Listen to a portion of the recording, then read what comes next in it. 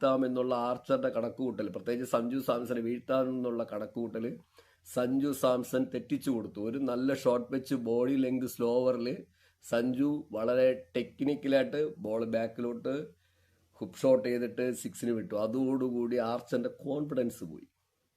ഇതാണ് ബോൾ നോക്കി വെയിറ്റ് ചെയ്ത് കളിച്ചാലുള്ള ഏറ്റവും വലിയ നേട്ടം. അത് സഞ്ജു സാംസൺ ഇത്രയും കാലം കിട്ടിയ എക്സ്പീരിയൻസ് അല്ല. അതായത് കോഹ്ലി കളിക്കുന്ന കണ്ട്, രോഹിത് കളിക്കുന്നുണ്ട്, ഇന്ത്യ പല പ്ലേയേഴ്സ്, അങ്ങനെ വേൾഡിലെ പല പ്ലേയേഴ്സും കളിക്കുന്ന കണ്ട്, ചില സമയത്ത് ധോണിയുടെ ഷോട്ടുകൾ കവർ ചെയ്തെടുത്തിട്ട് പഴയ പ്ലേയേഴ്സിൻ്റെ ഇത് മനസ്സിലായി. ഇത്രയും കാലം ഇരുന്നതിൻ്റെ ഒരു ഗുണം അതാണ്. അതുകൊണ്ടാണ് സഞ്ജുവിന് ഇപ്പോൾ സ്റ്റാർ ആവാൻ പറ്റിയത്. പിന്നെ അതിനൊപ്പം ഞാൻ പ്രേക്ഷകർക്ക് ഒരു കാര്യം കൂടി ഓർമ്മിക്കുന്നു.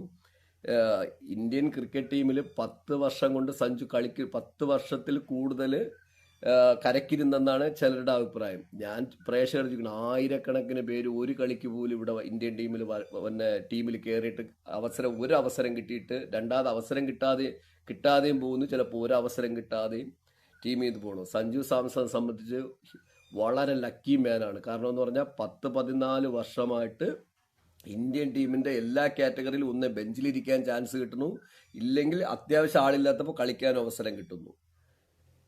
എന്തെങ്കിലും ചില അവസരങ്ങൾ കുറഞ്ഞിട്ടുണ്ട്. അത് വിരാട് കോഹ്ലിയെ പോലെ, രോഹിത് ശർമ്മയെ പോലെ മുൻനിര കളിക്കാർ ധാരാളം ഇന്ത്യൻ ടീമിൽ ഇങ്ങനെ സ്റ്റഡിയായിട്ട് നിന്നതുകൊണ്ടാണ് കുറച്ച് ദിവസം ഇരിക്കേണ്ടി വന്നത്.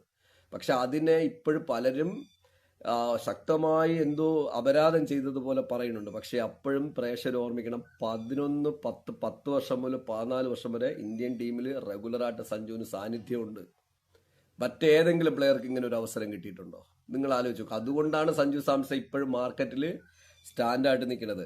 ഇത്രയും കിട്ടിയ എക്സ്പീരിയൻസ് ആണ് സഞ്ജു സാംസണെ ഇന്ന് ടോപ്പിലോട്ട്, ഈ നിലയിലോട്ട് ഇന്ത്യൻ ടീമിന്റെ അവിഭാജ്യ ഘടകമായിട്ട് കിട്ടിയിരിക്കുന്നത്. അക്കാര്യത്തിൽ ഇപ്പൊ അല്ലെങ്കിൽ ഈ വേൾഡ് കപ്പിൽ നിന്ന് സഞ്ജുവിനെ ഇതിനു മുമ്പേ മാറ്റിയതിനെ ആദ്യത്തെ 2 കളിക്ക് അപ്പോഴും ഞങ്ങളൊക്കെ പറഞ്ഞു സഞ്ജു ആണ് ടീമിൽ കളി കൊണ്ടുവരുന്നതെന്ന്. കാരണം 6 ബോളിൽ 22 റൺ അടിക്കും, കയറിപ്പോവും. അതിന് സപ്പോർട്ട് കൊടുത്ത ഇന്ത്യയുടെ മുൻനിരയിലെ പ്രധാനപ്പെട്ട ചില ആൾക്കാരുണ്ട്. അതായത് ഗാംഗുലി, നമ്മുടെ സേവാങ്, മുൻനിര രവിശാസ്ത്രി, ഇവരൊക്കെ പറഞ്ഞു കഴിഞ്ഞാൽ കണ്ടിന്യൂസ് ആയിട്ട് കളിക്ക് അവസരം കൊടുക്കണം. ആർക്കെങ്കിലും ഇഞ്ചുറി വരുമ്പോഴെങ്കിലും ഓപ്പർച്യൂണിറ്റി കിട്ടും. ടീമിൽ നിന്ന് മാറ്റരുത്. പ്ലേയേഴ്സ് മോശമാണെന്ന് പറഞ്ഞ് ടീമിൽ നിന്ന് മാറ്റരുത്. പഴയ ലെവലാണെങ്കിൽ അഭിഷേക് ശർമ്മ എന്നേ വീട്ടിയിരിക്കുമായിരുന്നു. എത്ര കളിയാണ് കണ്ടിന്യൂസ് ഫ്ലോപ്പ് പഴയ രീതിയിലാണെങ്കിൽ?